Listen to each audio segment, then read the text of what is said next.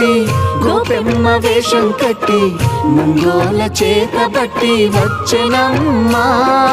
నవమోహన జీవన వరమిచ్చెనమ్మా ఇకపై ఇంకెప్పుడు నీ చేయి విడిచి వెళ్ళనని చేతిలోన చెయ్యేసి ఒట్టేసిన